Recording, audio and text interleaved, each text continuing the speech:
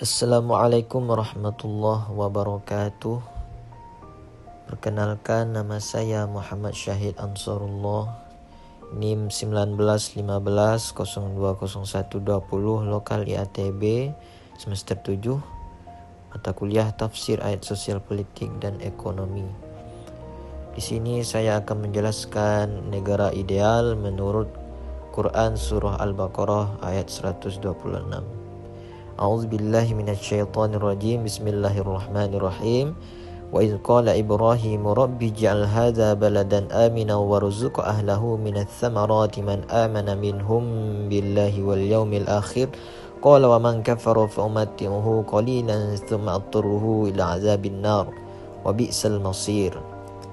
Dan ingatlah ketika Ibrahim berdoa, ya Tuhanku, jadikanlah negeri ini negeri yang aman sentosa, dan berikanlah rezeki dari buah-buahan kepada penduduknya yang beriman di antara mereka kepada Allah dan hari kemudian. Allah berfirman, dan kepada orang yang kafir pun aku beri kesenangan sementara, kemudian aku paksa ia menjalani siksa neraka, dan itulah seburuk-buruk tempat kembali. Kata baladan aminan, yaitu negeri yang aman sentosa, menurut Ar-Razi dapat dimaknai dari dua sisi. Yang pertama, negeri yang mendapat jaminan keamanan, sebagaimana makna dari bunyi ayat fi 'isyatir radiyah, yaitu dalam kehidupan yang diridhoi. Kedua, yang dijamin keamanannya adalah penduduknya, bukan negerinya, sebagaimana makna dari bunyi ayat was'alul karimah. Ayat ini terdapat panjatan doa Nabi Ibrahim kepada Allah Subhanahu wa taala. Ayat ini terdapat panjatan doa Nabi Ibrahim kepada Allah Subhanahu wa taala. Doa artinya permintaan, seperti yang terdapat pada surah Al-Baqarah ayat 68. Di dalam Al-Quran terdapat dua bentuk doa Nabi Ibrahim yang beredaksi hampir sama. Perbedaannya hanya terletak pada nakirah dan ma'rifatnya, yaitu terdapat di surah Al-Baqarah ayat 126 yang berbentuk nakirah, dan di surah Ibrahim ayat 35 yang berbentuk ma'rifat. Ada dua alasan. Yang pertama, doa yang terdapat pada ayat 126 surah Al-Baqarah menunjukkan bahwa doa tersebut telah dipanjatkan, namun tempat yang ditempati Ibrahim belum berupa sebuah negeri, sehingga ayat tersebut seolah-olah mengatakan Ibrahim berdoa, ya Allah, jadikanlah lembah yang kami tempati ini menjadi sebuah negeri yang aman. Hal ini diperkuat dengan firman Allah pada surah Ibrahim ayat 37. Rabbana inni askantu min zurriyyati biwadin ghairi dhi zar'in 'inda baitikal muharrami rabbana liyuqimus salata faj'al af'idatan minan nasi tahwi ilaihim warzuqhum minats tsamarati la'allahum yashkurun. Ya Tuhan kami, sesungguhnya aku telah menempatkan sebahagian keturunanku di lembah yang tidak mempunyai tanam-tanaman di dekat rumah Engkau yang dihormati. Ya Tuhan kami, demikian itu agar mereka mendirikan solat, maka jadikanlah hati sebagian manusia cenderung kepada mereka, dan beri rezekilah mereka dari buah-buahan. Mudah-mudahan mereka bersyukur. Lalu Nabi Ibrahim berkata, di sinilah wahai Allah, jadikanlah lembah ini menjadi negeri aman. Sementara itu, doa yang terdapat pada ayat 35 surat Ibrahim menunjukkan bahawa doa tersebut telah dipanjatkan, dan tempat yang ditempati Ibrahim sudah menjadi sebuah negeri. Seolah-olah Nabi Ibrahim berdoa, jadikanlah tempat ini yang telah engkau ciptakan ini menjadi negeri yang aman dan selamat.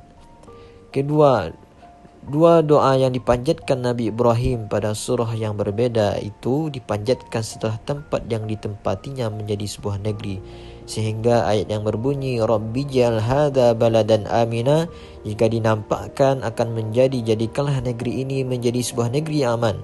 Bentuk nakirah pada ayat ini menunjukkan mubalaghah, sehingga maknanya menjadi jadikanlah negeri ini menjadi sebuah negeri yang sempurna keamanannya. Para ulama berselisih pendapat mengenai maksud ayat aminan yang seperti yang dipanjatkan Ibrahim dalam doanya.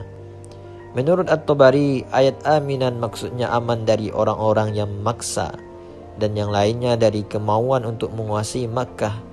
Juga aman dari berbagai siksaan Allah sebagaimana yang ditimpakan kepada negeri-negeri lain berupa keburukan, kebanjiran, gempa bumi dan lain-lain yang menunjukkan adanya murka Allah.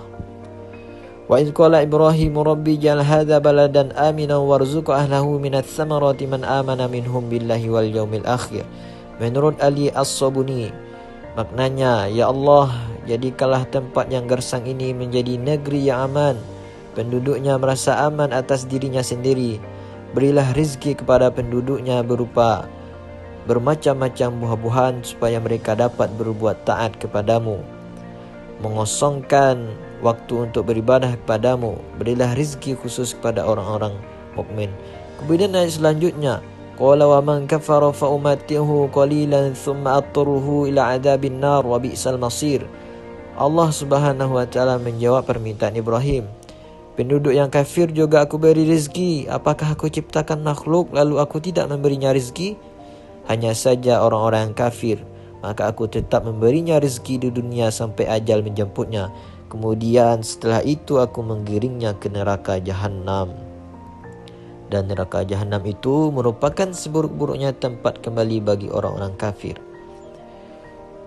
Pada ayat 126 surah Al-Baqarah ini, Nabi Ibrahim mengkhususkan doanya untuk orang-orang beriman agar diberi rezeki oleh Allah. Namun Allah menjawabnya bahwa Allah akan memberi rezeki kepada orang kafir dan memberi mereka beberapa kesenangan saat di dunia.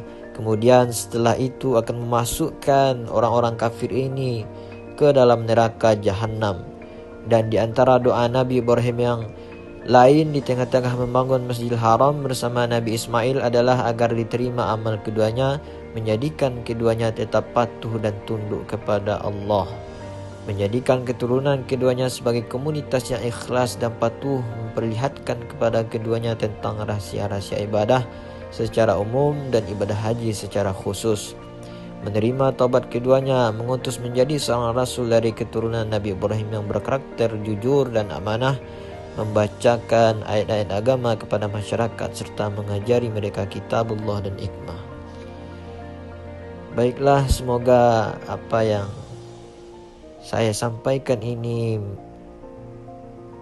mendapatkan pengetahuan luas pada kita. Semoga bermanfaat.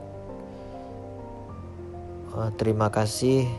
Wabillahi taufiq wal hidayah. Assalamualaikum warahmatullahi wabarakatuh.